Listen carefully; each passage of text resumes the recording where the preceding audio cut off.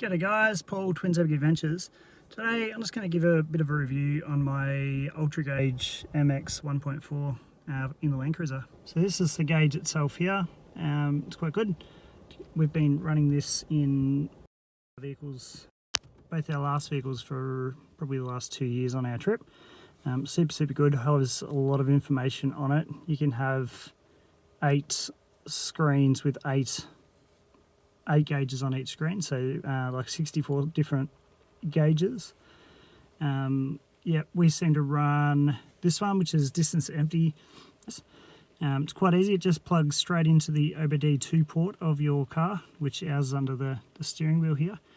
Yep, so it's running things, so you can see there, like intake temperature 49 degrees. We've just come back from a trip, so that's probably reading high. Boost pressure, the car's not on, so it's obviously no boost. Shift position, that'll tell me whether in first, second, third, fourth, fifth, sixth, and it'll tell me whether the transmission is in lockup. It'll come up with an 8 beside it. It's got, yeah, so instant litres per 100. It's also got your kilometres per litre, how many litres are left in the tank, the alternator, how much percentage the alternator's drawing, and our average litres per 100. Mind you, we tow with this vehicle all the time, so that's why that's at that. It's got the manifold pressure, boost pressure again, what the revs are doing, and that MA1 grams per second, that's the mass airflow sensor. Yep, so it has quite a lot of information. Not all of it would be useful for people that don't understand it, but I would highly recommend these ones. So the engine temperature, the pan, that's the transmission pan, and the transmission torque converter. That's what the TC is, because you want to keep them nice and cool. Yeah, so normally we see the engine at about 85, and the pan is in around about the 70 degrees, and the pan and the torque converter are similar. If we don't have the lockup converter on, then the temperatures obviously get quite a lot higher. I'll show you in the back. On the back here, back left-hand corner, there's a menu button. You can push that. Comes up with this screen, so I can do gauge menu, fuel menu. So the fuel menu, like I was talking about before, you can go to that partial tank fill up, all full, fuel, smart, estimate the fuel level, etc., etc. Quite good. Can't see it because it's strapped behind my finger. You can set up alarms, trouble codes. You can read all your engine codes and things like that, which is good.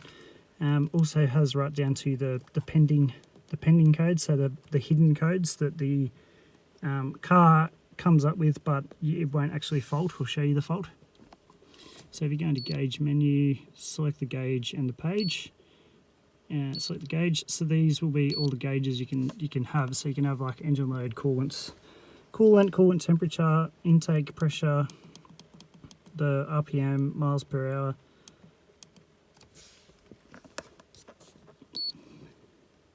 kilometers per hour, intake air temperatures, mass airflow sensor, grams per second, the throttle position, miles with salon, that's a check engine light, kilometers with the check engine light, warm up since the trouble code was cleared, yeah, all of those, accelerator pedal, the ECM battery voltage, the M gauge. So these are special gauges designed specially for this car. So M gauge, that's torque converter in the pan.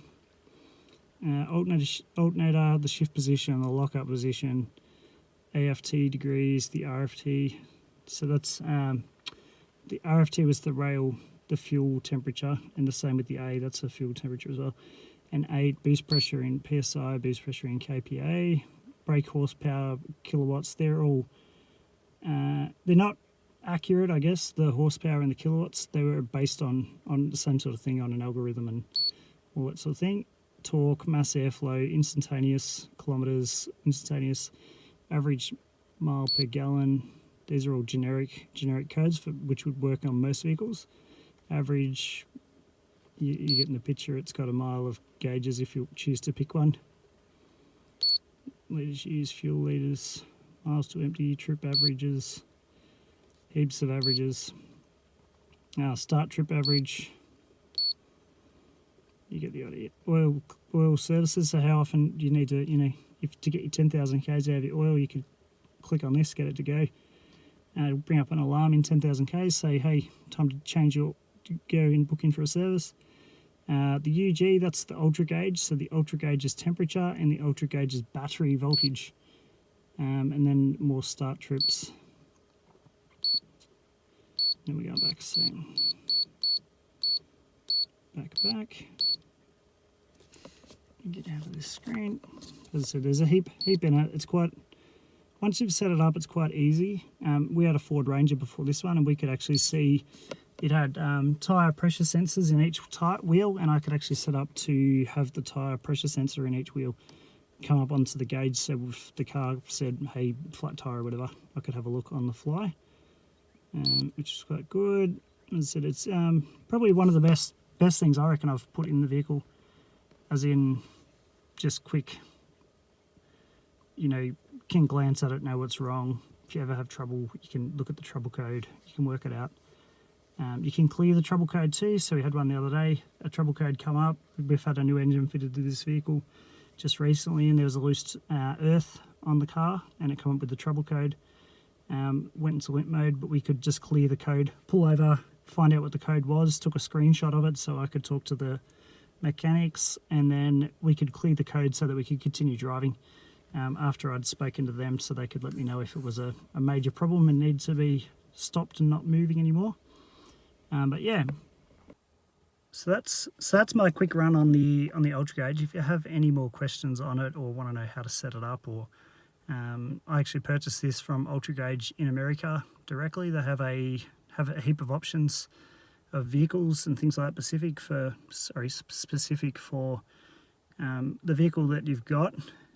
This one's exactly designed for the 4.5 litre twin turbo Land Cruiser like we have, which wasn't an option in America, but they do have this option in an ultra gauge for Australian customers, which was quite handy. And I think it was like $150 or something, and then the mount was about $5. And as you see, it mounts up there nice and easy. Run the cord down between the A-pillar there behind the dash and plugs into the OBD port under the steering wheel. And pretty much just pick which options you want on that gauge page menu and you're away. So I hope you like what you see, guys. If you want to have any other questions about what we get up to, what we do, yeah, hit me up, send me a message, and I'll be more than happy to answer any questions you have. And also don't forget to hit that subscribe button and the bell. Thanks, guys. See you next time.